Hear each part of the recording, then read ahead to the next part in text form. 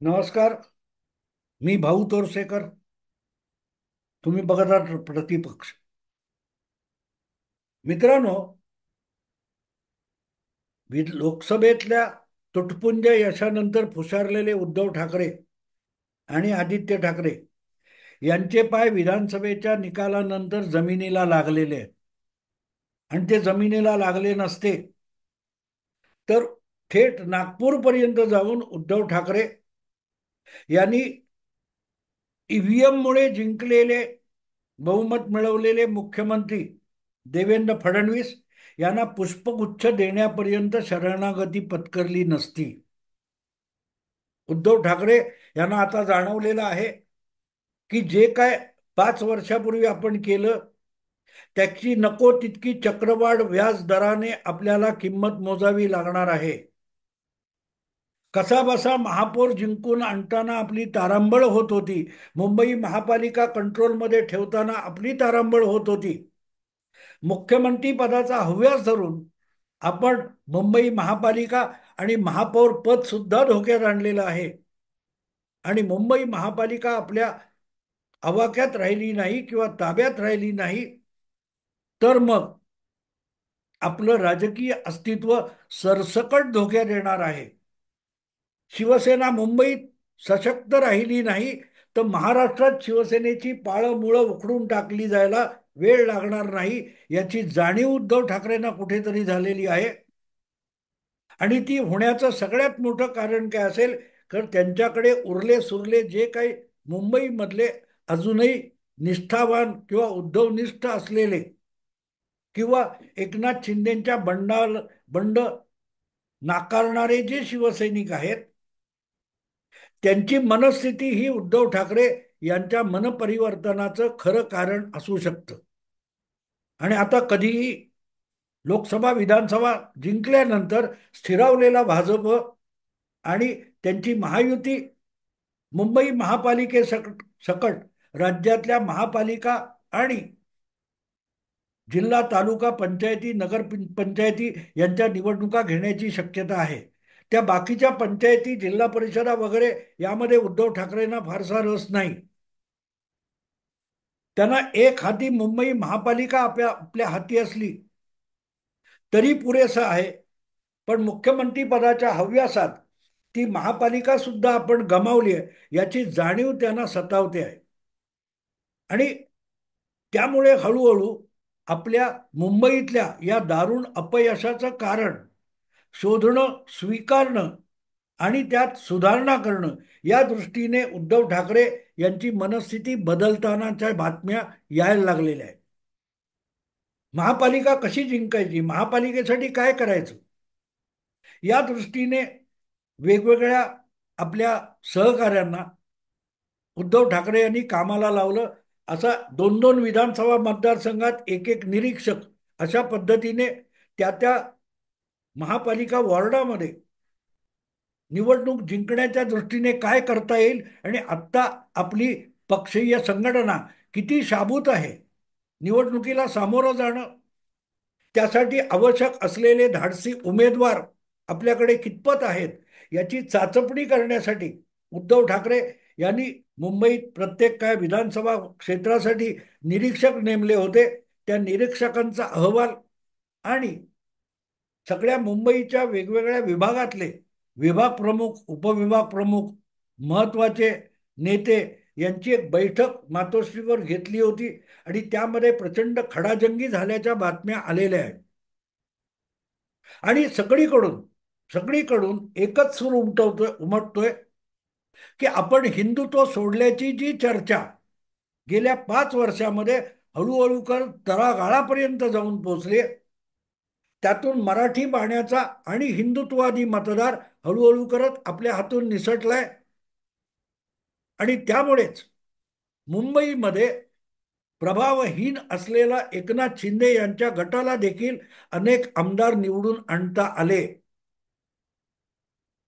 एकनाथ शिंदे यांनी राज्यामध्ये ज्या प्रकारे 57 आमदार निवडून आणले तेवढा त्यांचा प्रभाव मुंबईत त्यांना दाखवता आला नाही किंवा नाव घेण्यासारखा कोणी मुंबईत एकनाथ शिंदे यांच्या गटात नेता नाही, ही वस्तुस्थिती आहे. पण तरीही जी मानसिकता आहे ती भाजप किंवा एकनाथ शिंदे यांच्या बाजूला मतदाराची जी गेलेली आहे, आणि दुसरीकडे काँग्रेस आणि शिवसेना यांच्यात आता फरक राहिला नाही असं जे मतदाराला वाटायला लागलेलं आहे. त्यामुळे शिवसेनेला स्वतःची अशी पिढ्यानुपिढ्या बनवलेली जी वोट बँक होती ती गमावण्याची पाळी आली आहे, ती दिवाळखोरीत गेली आहे. हा तळागाळातला अहवाल उद्धव ठाकरेंपर्यंत पोहोचलेला आहे. आणि त्याला जर सगळ्यात मोठं कारण असेल तर ते उद्धव ठाकरे यांच्या पक्षाच्या काही निर्णय किंवा काही कृतीपेक्षाही बोलघेवडेपणा. गेल्या 5 वर्षामध्ये शिवसेना अखंड असताना किंवा शिवसेना दुभंगल्यानंतर उभाठा शिवसेनेचं जे सर्वाधिक नुकसान आहे ते त्यातल्या तोंडपाटीलकी करणाऱ्या बोलघेवड्या नेत्यांमुळे झालेलं आहे. या निष्कर्षापत सामान्य शिवसैनिक आलेला आहे. मित्रांनो, गेल्या 50-55 वर्षाचा शिवसेनेचा इतिहास तो घडताना मी जवळून बघितलेला आहे. शिवसेनेमध्ये बोलणारा एकमेव नेता होता ज्याचं नाव बाळासाहेब ठाकरे शिवसेना प्रमुख होतं. त्या पलीकडे शिवसेनेत वक्ते असले तरी प्रवक्ते नव्हते. बाळासाहेब बोलतील ती भूमिका असायची. रोजच्या रोज शिवसेनेची भूमिका व्यक्त केली जात नव्हती जोपर्यंत बाळासाहेब बोलते होते, ऍक्टिव्ह होते. बाळासाहेबांचं बोलणं कमी झालं, त्यांचं समाजात वावरणं कमी झालं आणि राजकारणातून कृतिशीलता कमी झाली. त्यानंतर हळूहळू शिवसेनेमध्ये बोलघेवडेपणा वाढत गेला आणि त्या बोलघेवडेपणाने शिवसेनेचं जेवढं नुकसान केलं तेवढं नुकसान शिवसेनेच्या राडा संस्कृतीने सुद्धा केलं नव्हतं. शिवसेनेचा मुंबईतला आणि मुंबई परिसरातला फैलाव किंवा नंतरच्या काळात राज्यव्यापी शिवसेनेचा जो प्रसार आणि प्रचार झाला तो शिवसेनेच्या राडा संस्कृतीचा होता. शिवसैनिक म्हणजे कृतिशीलता, बडबडणं म्हणजे शिवसैनिक नाही.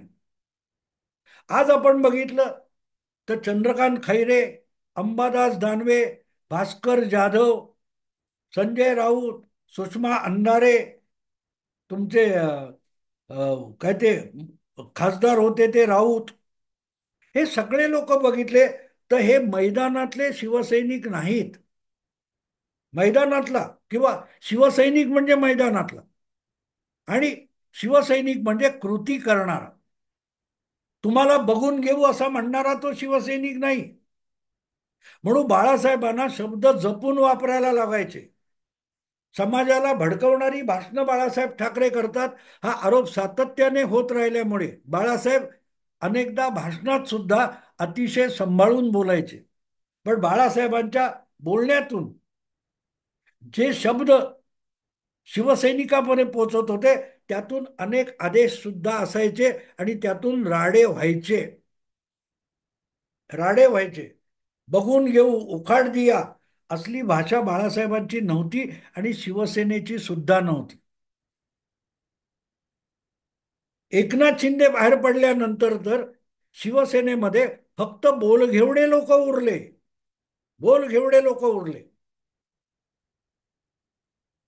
आणि बघता बघता त्याचे परिणाम गेल्या 2.5-3 वर्षामध्ये झालेल्या निवडणुकीमध्ये आपल्या समोर आले.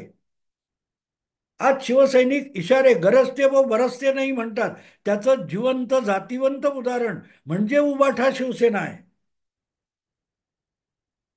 आणि याचा परिणाम बघायचा असेल तो मातोश्रीत बसून किंवा वर्षा बंगल्यात बसून दिसणार नाही.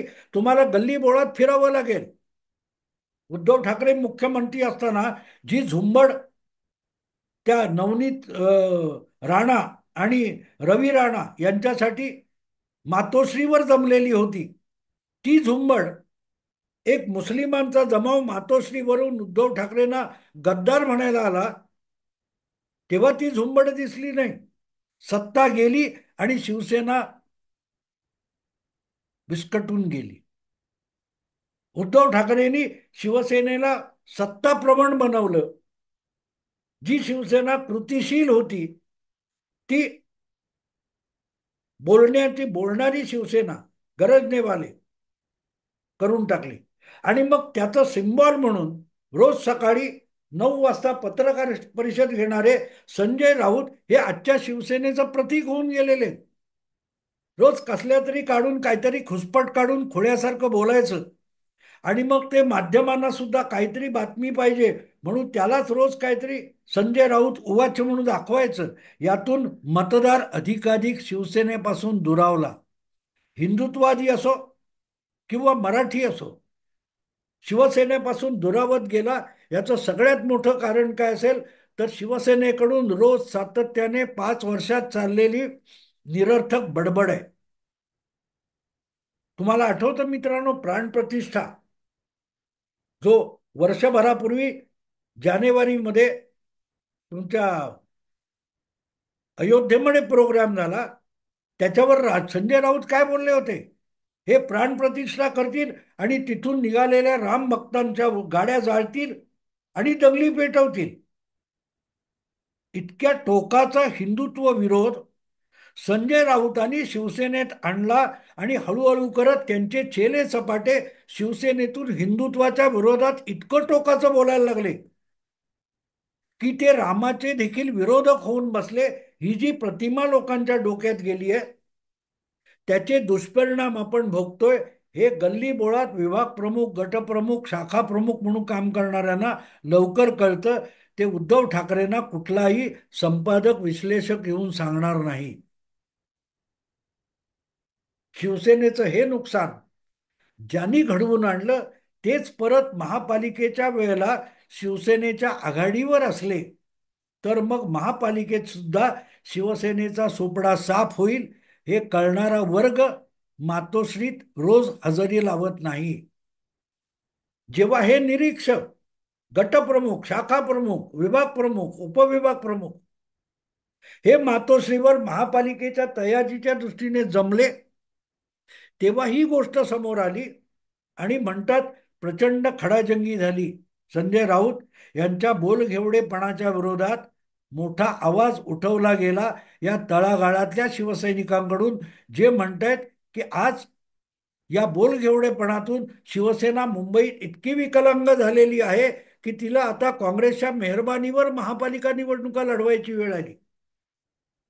जी महापालिका काँग्रेसच्या विरोधात जिंकून शिवसेनेने आपला भगवा फडकवला आणि हळूहळू करत महाराष्ट्रभर फडकवला, ती महापालिका जिंकायची तर काँग्रेस बरोबर जागा वाटप करून महाविकास आघाडी म्हणून लढवायची तर शिवसेना अधिक पराभूत होईल. कारण मग सगळ्या जागा लढवणं शिवसेनेला शक्य होणार नाही. काय 225 230 जागा आहेत, त्यातल्या 100 जागा तरी काँग्रेसला द्याव्या लागतील आणि फक्त 130 जागा लढवायच्या असतील तर त्यातून शिवसेनेला 50-60 जागा मिळवतानाही मारामार होईल. ही वस्तुस्थिती गल्ली बोळात काम करणाऱ्या कार्यकर्त्याला कळते. पक्षप्रमुख म्हणून फक्त मजा मारणाऱ्या नेत्याला कळत नाही. आणि म्हणून लोकसभा, विधानसभा निवडणुका आणि त्यांचे परिणाम समोर आल्यानंतर शिवसेनेमध्ये, उबाठा शिवसेनेमध्ये एक प्रकारचा रोष आहे. त्या सगळ्यांना आता हळूहळू करत एकनाथ शिंदे यांनी बंड का केलं, 50 खोके घेतले आणि आमदार विकले गेले, हा सगळा भ्रम आहे. उद्धव ठाकरे, संजय राऊत आणि सुषमा अंधारे यांच्या करवी जी शिवसेना बुडवत होते ती शिवसेना वाचवण्यासाठी, बाळासाहेबांचा ओरिजिनल विचार वाचवण्यासाठी एकनाथ शिंदे आणि त्या 40 आमदारांना उद्धव ठाकरेंच्या विरोधात बंड करावं लागलं. याचा साक्षात्कार हळूहळू मुंबईतल्याही शिवसैनिकांना होतो आहे. आणि म्हणून एकनाथ शिंदेबरोबर जायचं नसेल तर मग स्वबळावर उद्धव ठाकरे यांनी उबाटा शिवसेनेला महापालिकेच्या आखाड्यात उतरवावं हा आग्रह झालेला आहे. आणि तो आग्रह होत असताना बोलघेवडेपणाला लगाम लावला पाहिजे. जे स्वतः काहीही काम करत नाहीत पण आम्ही केलेलं काम जे असतं, आम्ही जनमानसात शिवसेनेची जी प्रतिमा बनवलेली असते त्याच्यावरून आपल्या बडबडीतून बोळा फिरवतात.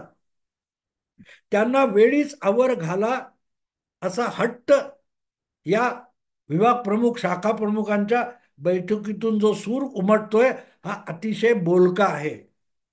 हा भविष्याची चाहूल देणारा सूर आहे.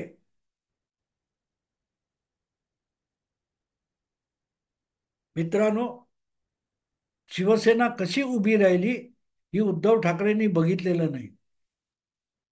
पण शिवसेना कशी ढासळते ते त्यांना बघावं लागते. कारण उभं करण्यातले कष्ट त्यांनी बघितलेले नाहीत. ना त्यांनी बघितलेत, ना आदित्य ठाकरेंनी बघितले, ना त्यांचे भाचे वरुण सरदेसाईंनी बघितले. ते आयत्या बेळावर येऊन बसले. आणि म्हणून आता एक प्रकारे शिवसेनेच्या आतमध्ये बेबनाव सुरू झालेला आहे. बेबनाव सुरू झालाय. आजपर्यंत तुम्हाला माहिती आहे, नीलम गोरेपासून ते पोहरा देवीचे संत महंत, त्या सगळ्यांची तक्रार काय होती? आम्ही पक्षात नेते म्हणून घेता, उपनेते करता, आणि आम्हाला पक्ष प्रमुखाला भेटायला सुद्धा दिलं जात नाही. उद्धव ठाकरे यांच्या भोवतीची चांडाळ चौकडी बाहेरच्या जगाशी उद्धव ठाकरे यांचा संपर्क तोडून टाकते. आणि उद्धव ठाकरेंना फक्त ही मंडळी दाखवतील तेवढंच जग दिसते. त्यातून शिवसेना उबाठा, आधी शिवसेना आणि आता उबाठा पक्ष हा रसातळाला गेलेला आहे. त्यातून शिवसेना वाचवायची असेल तर परत पाळं मुळं जपली पाहिजेत, पाळं मुळं शोधली पाहिजेत. शाखा, उपशाखा, गटप्रमुख, शाखा प्रमुख, उपविभाग प्रमुख ही शिवसेनेची पाळंमुळं होती. आणि ती शोधत उद्धव ठाकरे परत निघालेले आहेत. ती शोधत निघालेली. आणि ती पाळंमुळं सांगतायत की आमच्यावर घाव घालणारे बोल घेवडे आहेत. तुम्ही जी बांडगुळं पोचलीत पक्षप्रमुख म्हणून, उद्धव ठाकरे यांनी जवळ केलेली नेते मंडळी ही बांडगुळं आहेत, असा सूर एकूण उमटला. अशा बातम्या येत आहेत. सोशल मीडियामधून येत आहेत, मेनस्ट्रीम मीडियामधून येत आहेत. आणि सगळ्यांचा रोख हळूहळू सुषमा अंधारे आणि संजय राऊत यांच्याकडे. कारण संजय राऊत यांनी तर हळूहळू शिवसेना, उबाठा हा काँग्रेस पक्षाचा एक प्रादेशिक गट बनवलेला आहे. जसे नाना पटोले हे महाराष्ट्र प्रदेश काँग्रेसचे अध्यक्ष आहेत, वर्षा गायकवाड या जशा मुंबई प्रदेश किंवा मुंबई विभागीय काँग्रेसच्या अध्यक्ष आहेत, तसा काँग्रेसच्या अंतर्गत शिवसेना नावाचा एक प्रदेश आहे आणि त्याचे उद्धव ठाकरे प्रदेश अध्यक्ष आहेत. अशा थाटामध्ये संजय राऊत काँग्रेसची भूमिका मांडत असतात. प्रवक्ते आहेत, मुखपत्राचे संपादक आहेत शिवसेनेच्या. पण त्यांचा सगळा रोख हा काँग्रेसचा बचाव मांडण्यासाठी असतो. शिवसेना उबाठाला फायदा होईल असं संजय राऊत यांनी नेमकं कुठलं वक्तव्य केलं हे काय ते भिंग घेऊन शोधावं लागेल. तीच गोष्ट सुषमा अंधारे यांची आहे. अर्थात एकनाथ शिंदे बाहेर पडल्यानंतर शिवसेनेची पोकळी निर्माण झाली. ती भरून काढायला सुषमा अंधारे शिवसेनेत आल्या आणि डायरेक्ट उपमंत्री झाल्या. पण त्यांनी उबाठा शिवसेनेत येऊन काय केलं की एकनाथ शिंदे यांच्या बंडानंतर सुद्धा शिल्लक राहिलेली जी मंडळी होती, मग त्या मनीषा कायंदे असतील, नीलम गोरे असतील, किंवा त्या मीना कांबळी वगैरे सारखे असतील, ज्यांनी 30-30, 40-40 वर्ष शिवसेनेत घालवली, अशा महिला शिवसेना नेत्यांना सुद्धा शिवसेनेतून हुसकावून लावण्याचं काम सुषमा अंधारेंकडून झालं असं तीच मंडळी सांगतात. आणि याचं कारण असं की पल्लेदार वाक्य फेकत सुषमा अंधारे ह्या कुठल्या तरी नक्षलवाद्याला, कुठल्या तरी काय त्या वंचित बहुजन आघाडीच्या नेत्याला लाजवेल अशा थाटामध्ये सेक्युलर भाषण सुषमा अंधारे करू शकतात. आणि वंचित बहुजन आघाडीच्या किंवा नक्षलवादी भाषेमध्ये सुषमा अंधारे जेव्हा हिंदुत्व मांडायला लागतात तेव्हा हिंदुत्वाची मतं डोंगराला पाय लावून पळून गेली नाहीत तरच नवल आहे. अरे आपण कुठच्या सभेत येऊन बसलोय? बाळासाहेबांच्या विचारांवर चालणाऱ्या शिवसेनेच्या सभेत बसलोय. की एखाद्या अर्बन नक्षलवादी पक्षाच्या कुठल्या गटामध्ये येऊन बसलोय असं हिंदुत्ववादी मतदाराला वाटलं, तर तो उद्धव ठाकरेंकडे टिकेल का? तुम्ही सुषमा अंधारे यांचं भाषण आहे का?